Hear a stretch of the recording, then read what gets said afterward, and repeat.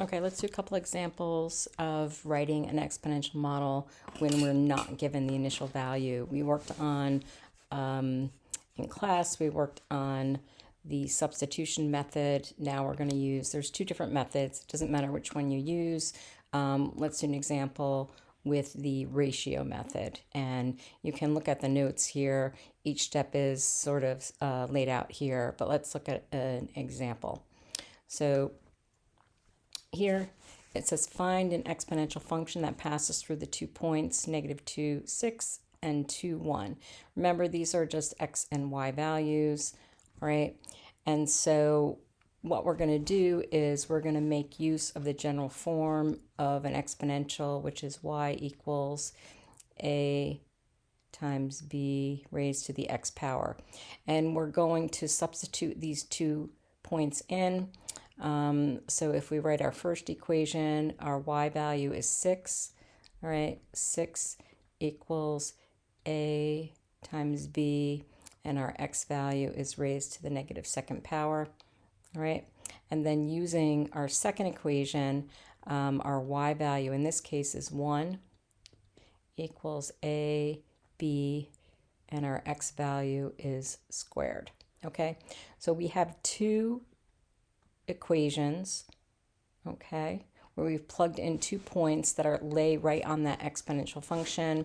And what we're going to do is we're going to take a ratio of those two. And the way that we usually pick which one is in the numerator is the one that has the higher exponent. All right, so in this case, we have b raised to the 2nd power is bigger than b raised to the -2nd power. So what we do is it just makes it a little bit easier algebraically if this one becomes the numerator or on the top of the ratio. So you'll see over here on the left, what we have is 1, that's right here, equals ab to the 2nd. That's here. So we're just creating a ratio out of these two equations that we created, divided by, and then we have 6 equals ab to the -2nd. 6 equals ab to the -2nd. So we just created a ratio of these two, okay? And so now we're going to simplify. And remember, our goal really here is to end up with a function that is y equals ab to the x. So our goal is we need to find a and we need to find b. We're going to do that by using our x and y values that they gave us from these 2 points. So when we do the ratio method, you can see here, let me erase this for 1 second. When you do the ratio method, the a's always cancel out. So our first step is always solve for b. Because again, those a's cancel out. So when they cancel out, I just get 1/6. That becomes 1/6. And when I do my exponent, my laws of exponents, when I have the same base, which is b, okay, I keep the base and I subtract the exponents, 2 minus a -2. That's what I have here, all right, which just becomes 2 plus 2, and that becomes b to the 4th. That's what I have in this step here. So I have 1/6 equals b to the 4th.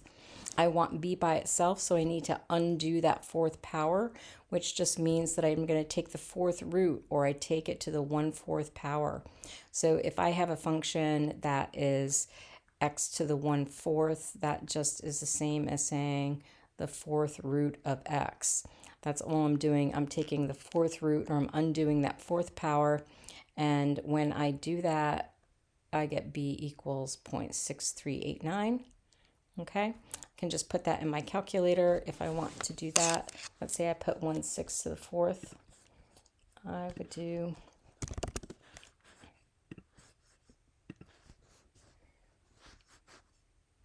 you can use Desmos or whatever kind of calculator you have.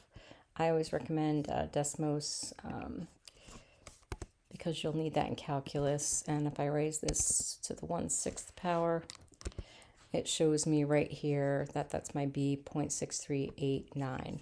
All right, let's go back. And you'll see that's what I got right here. So we have b, all right? But because we know we want to end up writing this form here, we need to now solve for a, all right? So we do that by taking this b value and taking one of these equations that we have over here, and we just substitute b in. So if we take the equation, this first equation, okay, we had 6 equals a times b to the negative second power. All we did was take this b value and substitute it in for b. Okay, we took b, we put it in for b, all right, and then we just evaluate that and solve for a. So we did 0.639 raised to the negative second power gives us 2.49 blah, blah, blah. And so we solve for a, and we get a equals 2.4492. All right, and from above we had b equals 0.6389. And so we write our general form, which is y equals a b to the x. We just plug those in. It's equal to 2.4492.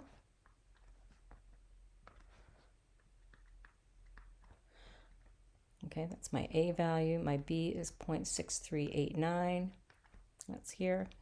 Raised to the x power. That is my general equation that we have here. All right, here's another example here. This came out of your handout in class. We have 2 points. This is x and y. This is x and y. All right, this is our goal here. So I'm going to use the substitution method here. You can try this using the ratio method if you want. But step 1, I'm going to substitute in my first point or one of the points into my equation. So here's my first point. X is 2, y is 5. I'm just going to substitute that in. So if y is 5, I'm going to substitute for y 5. And then I'm going to substitute in for x. All right, x is 2. There's my x. There's my 2. Okay. And so when I do that, again, I want to solve for a first. So I have a times b raised to the second power. I'm going to divide both sides by b squared. That's what I get here. And so now I have a equals 5b to the second. I can write that denominator, I can bring that whole denominator up here by making that a negative second power. Okay. So now I've solved for a. Now I'm going to take my second point. My second point is right over here for 1. So I take my second point for 1, and I just substitute that into my general equation, right? My general equation is y equals ab to the x. My y is 1. I put in y equals 1. My x is 4. I put x equals 4. And I get this whole expression here. All right, so now I need to get numbers for a and b. I'm going to take this piece here for a, and I'm going to bring that down here. And everywhere I see an a, I'm going to substitute that. So all I did was take this expression that I calculated from step 1, okay, and where I have an a, I'm going to substitute this. All right. Now I'm going to simplify. I have a base of b, keep the base, and I add the exponents. Negative 2 plus 4 is 2. I get this simplified equation here. Now I'm going to solve for b. All right. If I solve for b, 1 equals 5b squared. I'm going to divide both sides by 5. I get b squared equals 1/5. And then to undo the b squared, I'm going to take the square root of both sides. B equals square root of 1/5 equals 1 over square root of 5. That's what I get here. I'm not going to simplify that right now. I'm just going to leave it as is. So now I have a b value. Here's my b. All right, so now I'm going to take this b value, all right, and I'm going to substitute it in. I'm going to go back to this equation up front. I'm going to go back to this equation. A equals 5b to the negative second right here. Now I'm going to take that b value and I'm substituting it in for b. 5 times, here's my b value. I just substituted it in, right? Oops.